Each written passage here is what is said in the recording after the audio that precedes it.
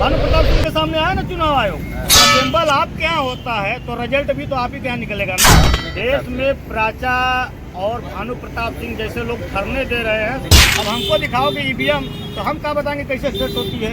तेल बिक गया, तेल बिक गया, बिका हवाई अड्डा, सब कुछ बेचता देख के अपने खुश हैं जेपी नड्डा। चुनाव आयोग बीजेपी सब मिले हुए हैं, घंटा बजाने की नौकरी दोगे आप। सत्ता की लूट तो सब कहाँ जा रहा है, गुजरात जा रहा है। इंडिया गठबंधन बने ना बने, अगर सरकार ईवीएम हटा दे तो उसकी अपनी औकात तो समझ में आ जाएगी।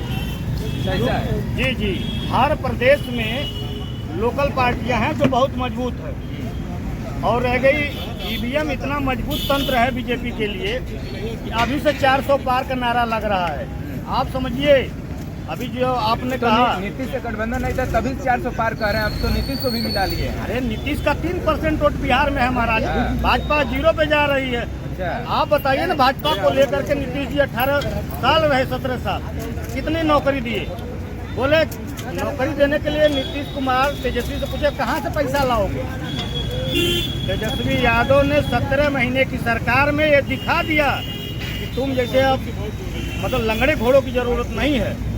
तेजस्वी यादव ने, सभी लोग जानते, 5 लाख रोजगार, सरकारी रोजगार दिया, पकौड़ा नहीं तलने को कहा, सरकारी रोजगार दिया। जालिया टीचर तो यूपी से भी गए, 40,000 टीचर यूपी से नौकरी पाए ना। लोग जिंदाबाद कर रहे थे तेजस्वी सरकार की, काहे नहीं करेंगे। जिससे रोजी रोटी चलना है बताइए, काहे नहीं करेंगे। तो आज के युग में किसी घर में जब नौकरी मिलती है तो समझिए भगवान मिल गए। भगवान कम मिले, अगर नौकरी मिल गई तो समझो नैया पार हो गई। वो भी सरकारी नौकरी, वो भी सरकारी नौकरी सर, किसी भी नौकरी में 50-60 हज़ार से कम नहीं है।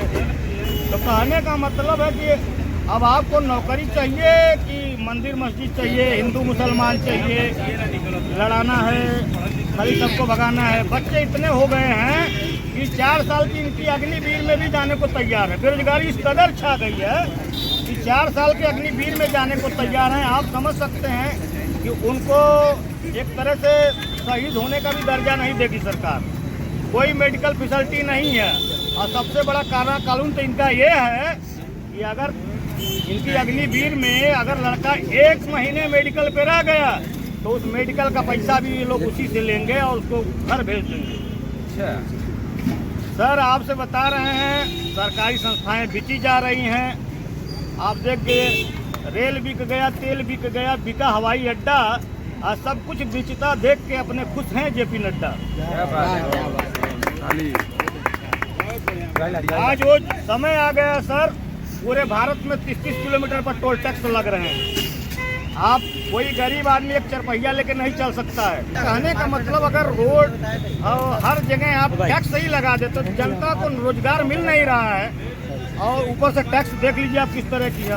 और आपको एक मजबूत चीज बताएं, भाजपा सरकार के पहले एक नमक टाटा का 8 रुपए का मिलता था, 30 रुपए का मिलता है।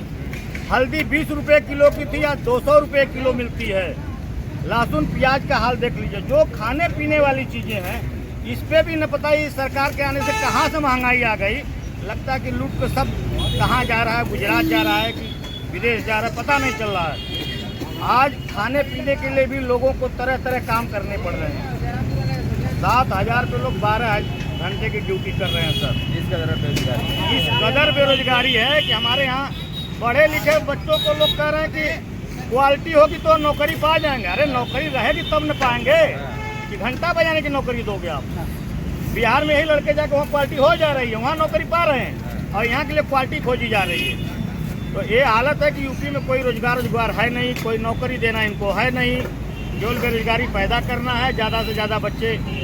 इसीलिए देखिए इनका शिक्षा नीति आया है, 4 साल में अब BA करेंगे बच्चे, और पैसा ये अधिक भी लेंगे और लड़के को बेरोजगार भी करते जाएंगे। आम जनता में क्या है, इतनी पढ़ी लिखी जनता तो है नहीं कि ईवीएम कैसे काम करती है। ये जगह जगह डेमो दिखा रहे हैं जनता में। अब हमको दिखाओगे ईवीएम तो हम क्या बताएंगे कैसे सेट होती है। दिखाना है तो इंजीनियर लेके आओ साथ में, दूसरे पार्टी के इंजीनियर को भी आप देखो, मानो कि ये इंजीनियर काम करता है।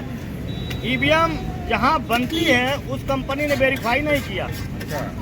सॉफ्टवेयर कहीं से खरीद रहे हैं, चिप कहीं से खरीद रहे हैं। इसमें 7 लोग पूरे हिंदुस्तान से जो इंजीनियर कैटेगरी के हैं लगे हैं सरकार की तरफ से। असेंबल सरकार के चुनाव आयोग में कराया जा रहा है, तो जब असेंबल आपके यहाँ होता है तो रिजल्ट भी तो आप ही के यहाँ निकलेगा ना, या दूसरी पार्टी क्या निकलेगा।